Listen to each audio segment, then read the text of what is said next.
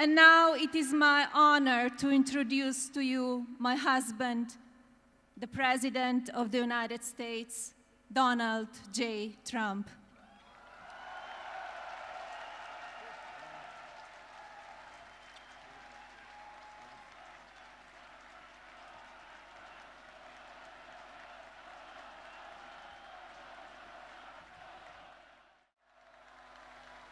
We are pleased that former President Lech Walesa, so famous for leading the Solidarity movement, has joined us today also.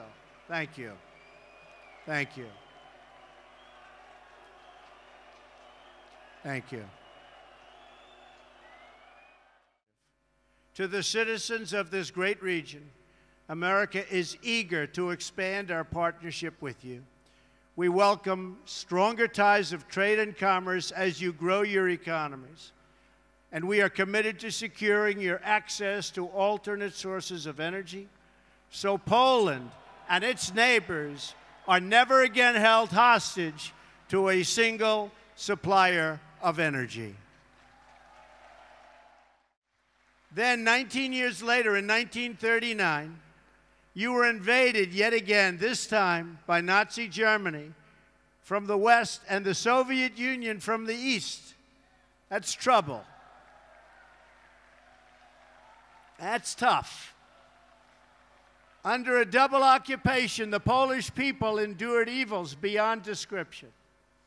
The Katyn Forest Massacre, the occupations, the Holocaust, the Warsaw Ghetto.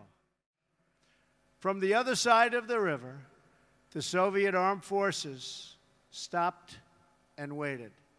They watched as the Nazis ruthlessly destroyed the city, viciously murdering men, women, and children.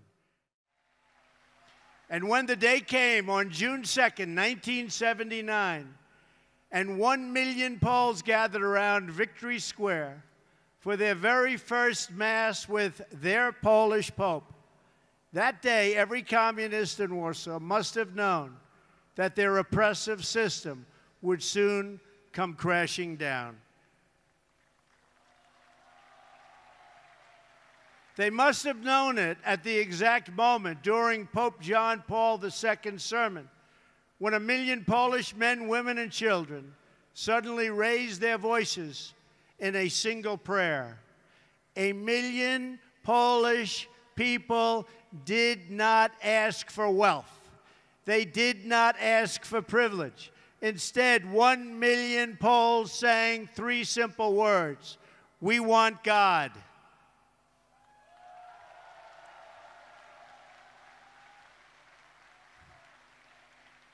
In those words, the Polish people recalled the promise of a better future. They found new courage to face down their oppressors. And they found the words to declare that Poland would be Poland once again. As I stand here today before this incredible crowd, this faithful nation, we can still hear those voices that echo through history. Their message is as true today as ever. The people of Poland, the people of America, and the people of Europe still cry out, "We want God."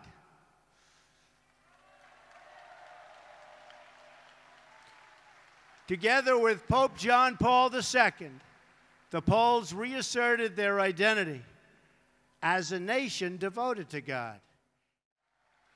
During a historic gathering in Saudi Arabia, I called on the leaders of more than 50 Muslim nations to join together to drive out this menace which threatens all of humanity. We must stand united against these shared enemies to strip them of their territory and their funding and their networks and any form of ideological support that they may have. While we will always welcome new citizens who share our values and love our people, our borders will always be closed to terrorism and extremism of any kind.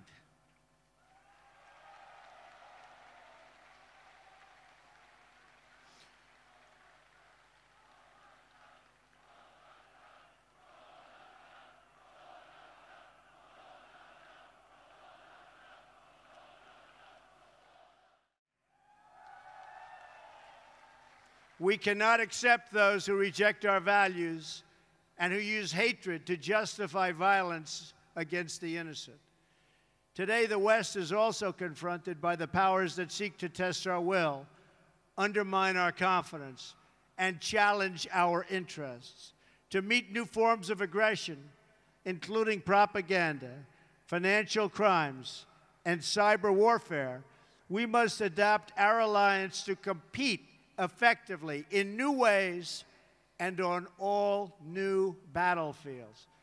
We urge Russia to cease its destabilizing activities in Ukraine and elsewhere, and its support for hostile regimes, including Syria and Iran, and to instead join the community of responsible nations in our fight against common enemies and in defense of civilization itself.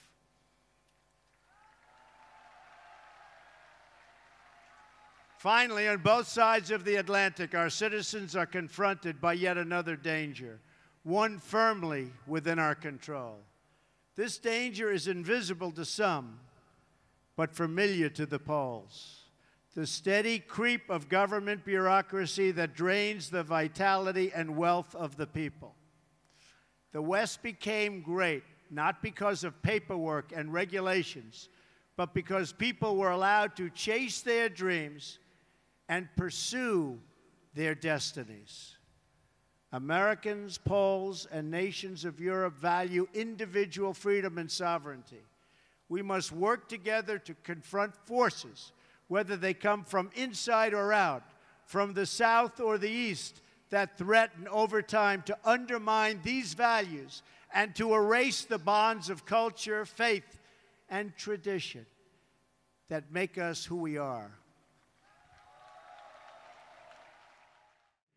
There is nothing like our community of nations. The world has never known anything like our community of nations. We write symphonies. We pursue innovation. We celebrate our ancient heroes, embrace our timeless traditions and customs, and always seek to explore and discover brand new frontiers. We reward brilliance. We strive for excellence and cherish inspiring works of art that honor God. We treasure the rule of law and protect the right to free speech and free expression.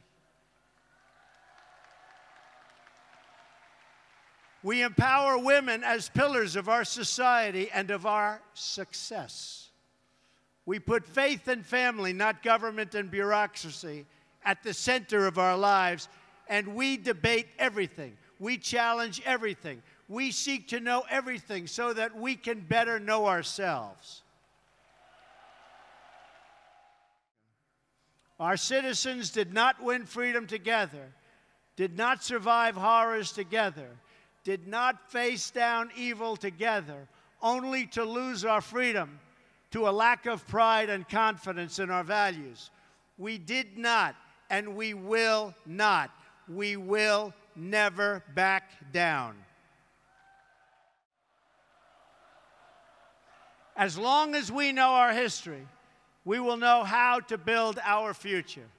Americans know that a strong alliance of free, sovereign, and independent nations is the best defense for our freedoms and for our interests. That is why my administration has demanded that all members of NATO finally meet their full and fair financial obligation. We have to remember that our defense is not just a commitment of money, it is a commitment of will. Because as the Polish experience reminds us, the defense of the West ultimately rests not only on means, but also on the will of its people to prevail and be successful and get what you have to have. The fundamental question of our time is whether the West has the will to survive. Do we have the confidence in our values to defend them at any cost? Do we have enough respect for our citizens to protect our borders? do we have the desire and the courage to preserve our civilization in the face of those who would subvert and destroy it? The memories of those who perished in the Warsaw Uprising cry out across the decades, and few are clearer than the memories of those who died to build and defend the Jerusalem Avenue crossing. Those heroes remind us that the West was saved with the blood of patriots, that each generation must rise up and play their part in its defense.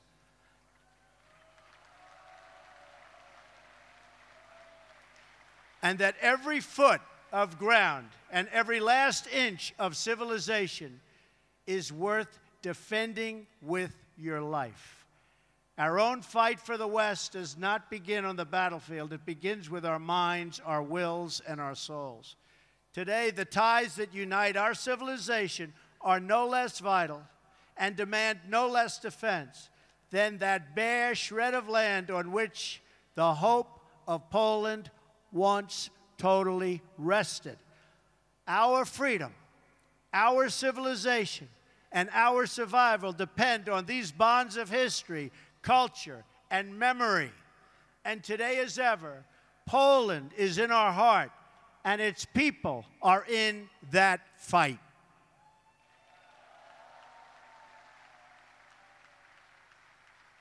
Just as Poland could not be broken, I declare today for the world to hear that the West will never, ever be broken. Our values will prevail, our people will thrive, and our civilization will triumph. So together, let us all fight like the Poles, for family, for freedom, for country, and for God. Thank you. God bless you. God bless the Polish people. God bless our allies. And God bless the United States of America. Thank you. God bless you. Thank you very much.